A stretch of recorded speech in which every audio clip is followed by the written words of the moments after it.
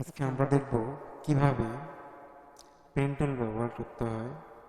How to use pen tool for clipping path.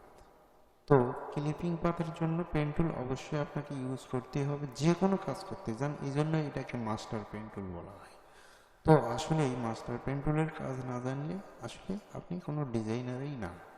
অবশ্যই আপনাকে master pen টুলের কাজ জানতেই হবে। তো চলুন কথা না বাড়িয়ে আমরা যে কোনো একটা ইমেজ নিয়ে আমরা প্রথমে এই ফটোশপটা ওপেন করিয়ে নিছি। নেওয়ার পরে আমরা একটা ইমেজ নেব, এখান থেকে ছবি নেব। আমরা এই ছোট্ট ছবিটা নেই, যেহেতু লং ভিডিওগুলো মানুষ দেখতে চায় না। আমরা ছোট ভিডিও, ছোট একটা ইমেজকে আমরা কীভাবে ক্লিপিং পাথ করতে হয়, কারণ ক্লিপিং পাথের বা এটাকে ছিপিও বলা হয়, এটা নিয়ম একই। যদি আপনি এটাকে মানে প্র্যাকটিস করেন তাহলে হয়তো প্রথম প্রথম একটু প্রবলেম হবে, পরে কাজ করতে করতে আপনি অবশ্যই অ্যাডভান্স হয়ে যাবে। তো এটা খুব কোনো কঠিন কোনো কাজ না।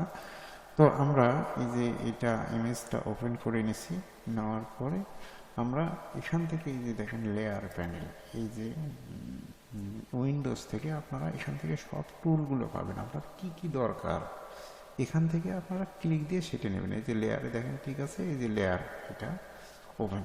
আর অন্যান্য টুলগুলো যেটা যখন লাগবে, এই যে পাতের জন্য, এই যে পাতের জন্য এখানে এই যে একটা সাইড বার আছে, সাইড বারে কিন্তু এটা দেওয়া আছে। এই যে এটা না থাকলে এটা অটোমেটিক্যালি এইরকম শো করবে। তো এখানে পাত করাই আছে, তো আমরা এই পাতটা আমরা ফেলাই দিই। এটা আগের পাত করা, সিপি করা, ক্লিপিং পাত করা। তো আমরা এই যে দুইটা কাজ এখানে জন্য, তো তারপরে আমরা এখান থেকে পেন টুল নেব। এই যে টুল বার আছে, যে এই যে টুল বারের মধ্যে এখানে দেখবেন যে পেন টুল আছে, বা পি চাপলে, এই দেখেন পি চাপলে আপনার এই যে পেন টুলটা আসবে, এখানে ধরবে, পেন টুলটা সিলেক্ট হবে। এখানে অনেকগুলো আরও টুল আছে, এগুলোরও কাজ আছে অন্যান্য। তো আসলে জাস্ট পেন টুলের কাজ ওই শর্টকাটগুলো দিয়েই করা যায়।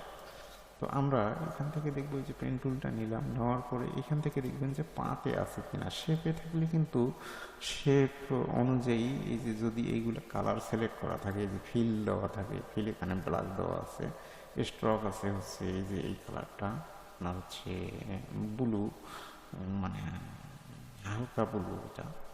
তারপরে এখানে দেখবেন যে এই যে এখানে জিরো হয়ে আছে, এটা স্ট্রোকটা, স্ট্রোক হচ্ছে কত পিক্সেল।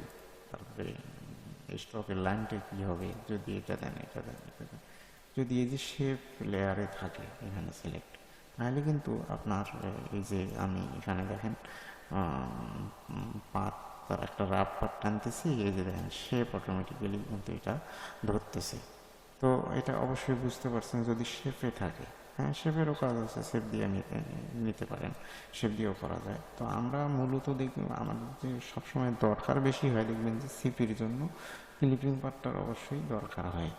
তো আমাদের এখানে অন্য অন্য ওই যে অ্যাড এবং ডিলেট, এই যে অ্যাড এবং ডিলেট যদি দেন, এটা হচ্ছে আপনার হলো এর ক্ষেত্রে যদি আপনি চুলের যে ন্যারো চুল যেমন যত ঘন, এইগুলো কি আপনি সহজে করতে পারবেন। পাত স্পিড টানতে গেলে এই যে এটা এই টিক মার্কটা যদি আপনি দিয়ে চুলের পাটটা টানেন, তাহলে আপনি যদি চোখ বন্ধ করেও টানেন, তারপরেও সে মানে আপনার পাতের উপরে পাত করবে না। এই যে দেখেন আমি এখানে যদি দেই, যে দেখেন এইটার উপরে দিতেছি কিন্তু করতেছে না কেন, এই টিক মার্কটা তুলে দেওয়ার কারণে। আমরা এটা ফেলাই দিই, যেহেতু শেপের মধ্যে আছে, আমরা শেপ থেকে পাত করে নিই, পাত অপশনটা।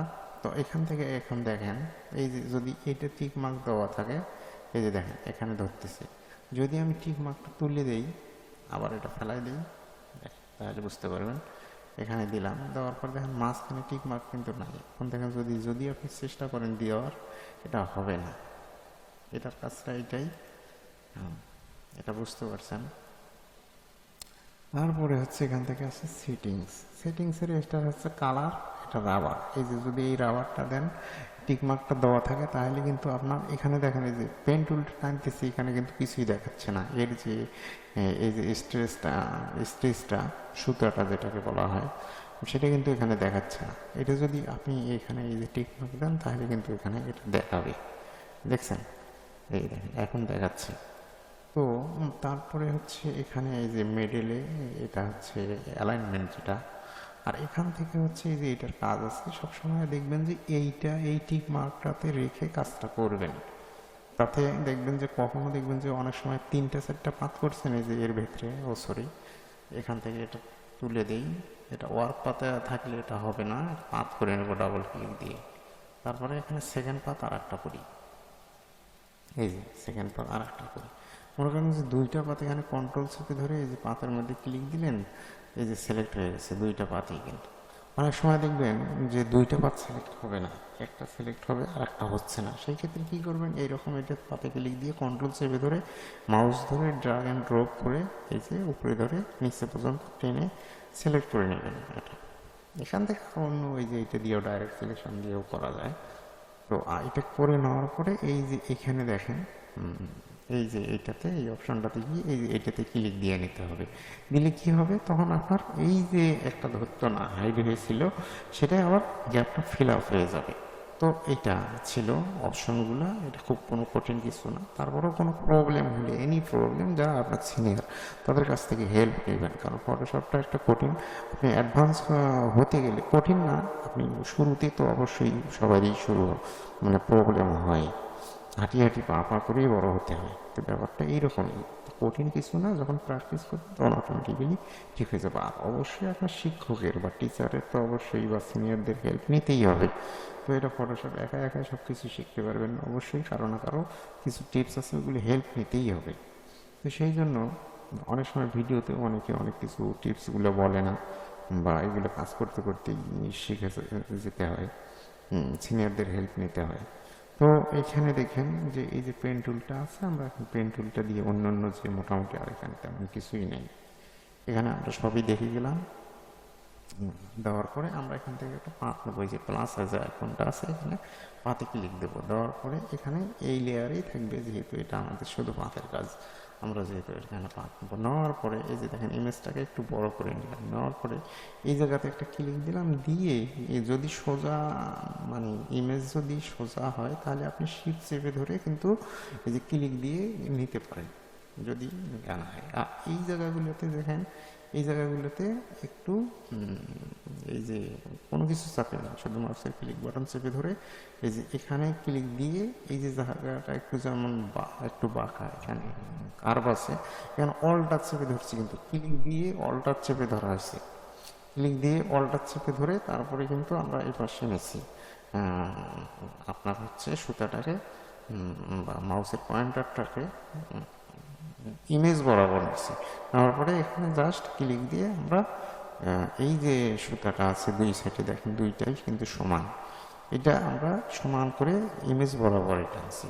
টানার পরে আবার এখান থেকে ধরলাম, এখানে কিন্তু কিছুই না, জাস্ট খালি ক্লিক দিয়ে শুধু আমি দিতেছি যে ইমেজ বরাবর ঠিক আছে কিনা। তারপরে এখানে আসার পরে দেখবেন যে এখানে যে একটু বাঁকা আছে, এখানে আমরা এই যে ইমেজটা ঠিক করে নিলাম। নেওয়ার পরে এই যে এখান থেকে একটু বাঁকা আছে, আমরা এখান থেকে অল্টার চেপে ধরে এই যে ক্লিক আগে দিচ্ছি কিন্তু, দিয়ে অল্টার চেপে ধরে আমরা এই যে পয়েন্টারটাকে একটু ইমেজ বরাবর নেব, যে কীভাবে নিলে ইমেজের সাইজ অনুযায়ী থাকবে। তারপরে আমরা এখানে ক্লিক বাটন চেপে ধরে আমরা এখানে ক্লিক দিলাম। দেওয়ার পরে এই যে দেখেন এখানে সোজা যেহেতু আছে, আমরা এখানে ক্লিক দিয়ে মাউসের ক্লিক বাটন চেপে ধরে আছে, ছেড়ে দিয়ে নিই কিন্তু আপনার হচ্ছে। তারপর শিফট ধরলাম, ধরে এই যে নিলাম, যেহেতু এটা সোজা আমরা একটু সোজাই করে নিলাম। শিফটের কাজ হচ্ছে সোজা করা। তারপরে আমরা এখানে একটা ক্লিক দিলাম, জাস্ট একটা ক্লিক দিয়ে এখানে ক্লিক দিয়ে চেপে ধরে আছি, ছেড়ে দেয়নি কিন্তু। দেওয়ার পরে অল্টার চেপে ধরে আমরা পয়েন্টারটাকে মাউসটাকে লাগাচ্ছি, লাগায়া ইমেজ বরাবর নিয়ে এই যে মাউসের যে পয়েন্টারটা আছে, মাথাটা আছে, আমরা এটা একটু সরাই নিয়ে তারপরে সোজা করে নিয়ে, যদি সোজা থাকে তখন কিন্তু মাউসের পাকটা কিন্তু সোজা হবে, তখন কিন্তু ইমেজ বরাবর হবে না। সেই জন্য পয়েন্টারটাকে একটু সাইডে অ্যাঙ্গেল করে নিতে হবে। নিয়ে আমরা এখানে ক্লিক দিলাম, দেওয়ার পরে আমরা ইমেজ বরাবর এখন জাস্ট টেনে আমরা ইমেজটাকে পাত করে নিচ্ছি। এ দেখেন এটা করে নেওয়া হয়ে গেল। এই যে এতটুকু আছে, এখানেও একটু আছে, অল্টার চেপে ধরে এই যে ক্লিক দিয়ে আমরা এটা ইমেজ বরাবর করে নিলাম। এই যে এখানে বসে দিয়ে এই যে অল্টার চেপে ধরে ইমেজটাকে সোজা বরাবর করে নিচ্ছি, নিয়ে এখানে ক্লিক জাস্ট অল্টার চেপে ধরে ক্লিক দিতে হবে, কিন্তু এমনিতে ক্লিক দিলে কিন্তু হবে না, এমনিতে ক্লিক দিতে পারেন এই যে দেখুন ক্লিক দিলেও হবে। আর অল্টার চেপে ধরে কিন্তু যদি পয়েন্টারটা যদি অন্য দিকে থাকে, এই যে যদি এটা এইরকম থাকে তাহলে কিন্তু তখন এরকম বাঁকা হবে। আমি আবার দেখাচ্ছি, এখানে ক্লিক দিলাম, এই যে দেখেন এখানে যদি ক্লিক দিই তাহলে এই যে পয়েন্টারটা বাঁকা হয়ে গেছে। তো সেই জন্য এখানে যখন থাকবে ক্লিক দেওয়া, এটা অল্টার চেপে ধরলে কিন্তু দিয়ে ক্লিক দিলে কিন্তু ওই পয়েন্টারটা চলে যাবে। তারপরে আমরা এখানে অল্টার চেপে ধরে ক্লিক দিতে পারি বা এমনি দিতে পারেন, যদি সোজা হয় তাহলে এমনি দিতে পারেন। তো এই ছিল ক্লিপিং পাথের কীভাবে একটা ইমেজকে ক্লিপিং পাথ করতে হয়। এখানে মোটামুটি সব বিষয়ে দেখা হয়েছে। এই জিনিসগুলোই যদি জানেন আপনি অ্যাডভান্স লেভেলের কাজ করতে পারবেন এভরিথিং। তো আশা করি ভিডিওটা অনেক উপকার আসবে। আসলে অবশ্যই লাইক কমেন্ট শেয়ার করতে ভুলবেন না। ধন্যবাদ সবাইকে।